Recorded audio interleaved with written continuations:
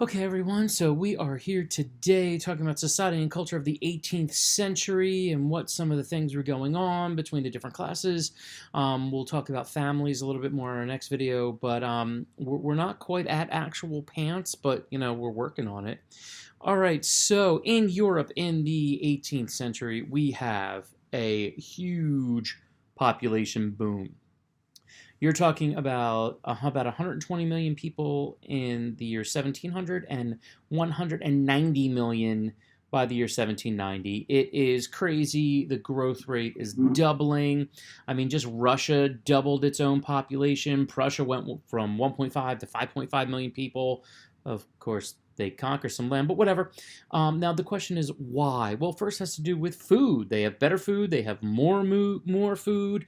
The Little Ice Age is winding down, and so with a more varied diet, they're healthy. These things tend to help people, not die.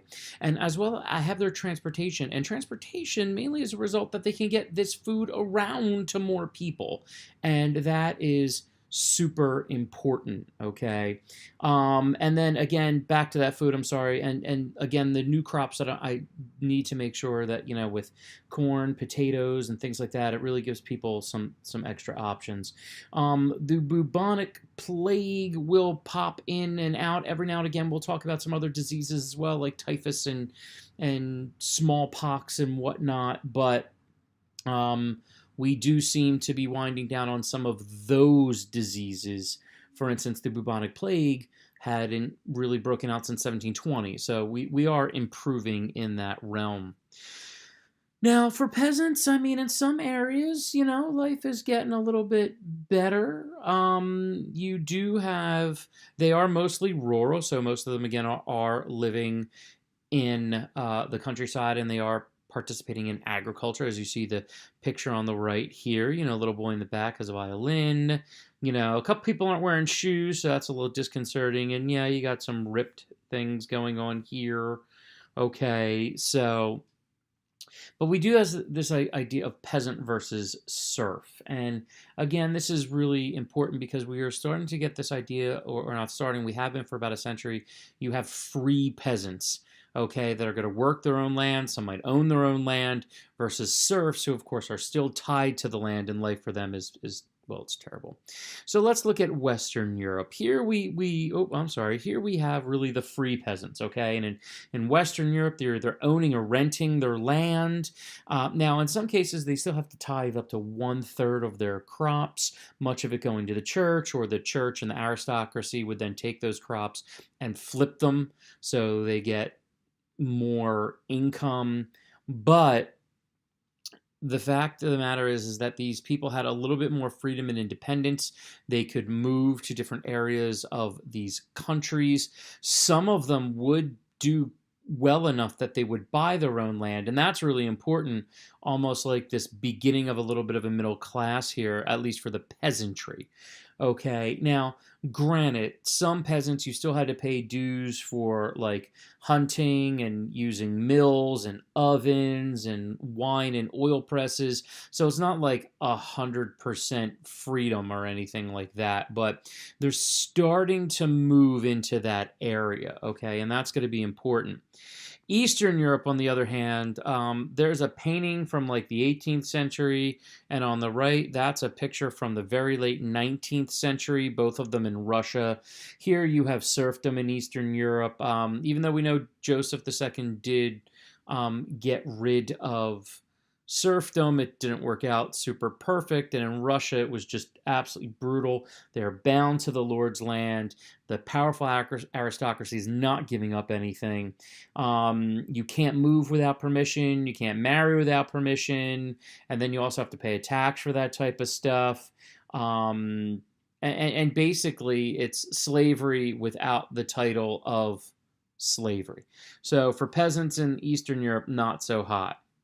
Now, for some of these things that were going on a little bit better, like life in the villages. This was the center of life. People still aren't traveling far distances again yet. Again, if you're a quote unquote regular person. Now, this is dominated by well to do peasants.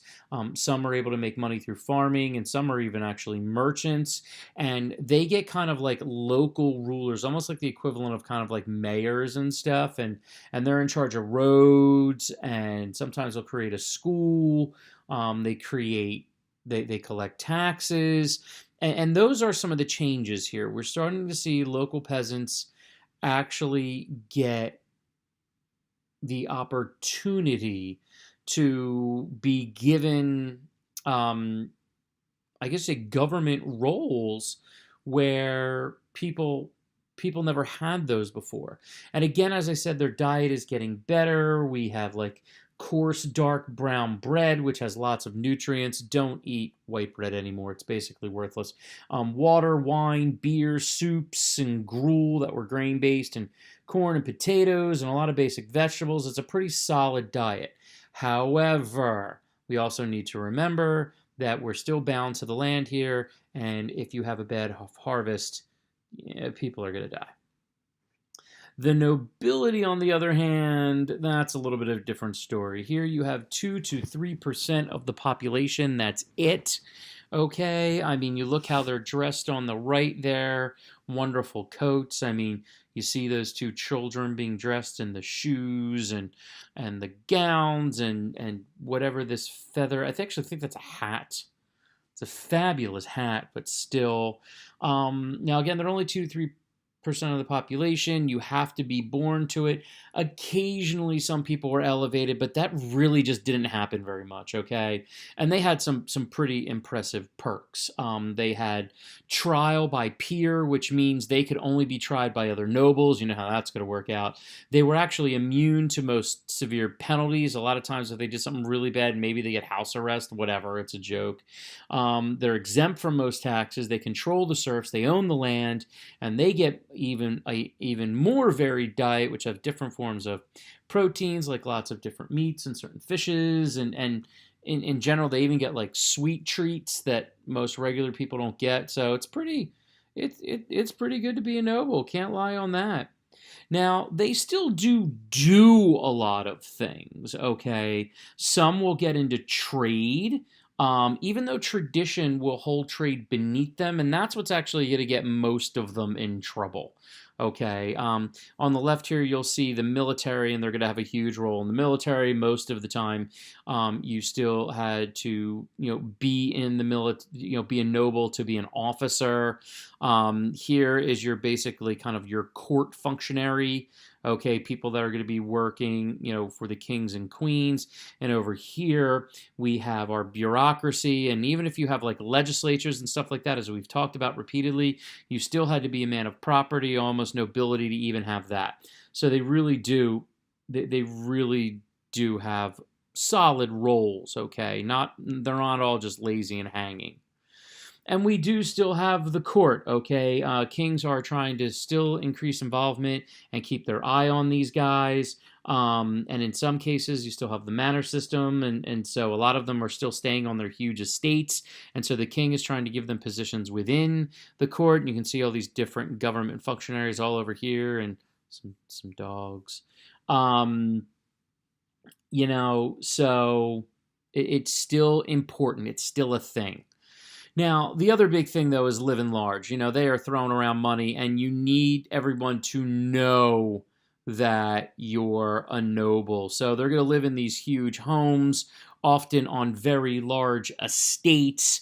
Okay, these styles of home are called Georgian-style homes. It's actually named after King George I of England.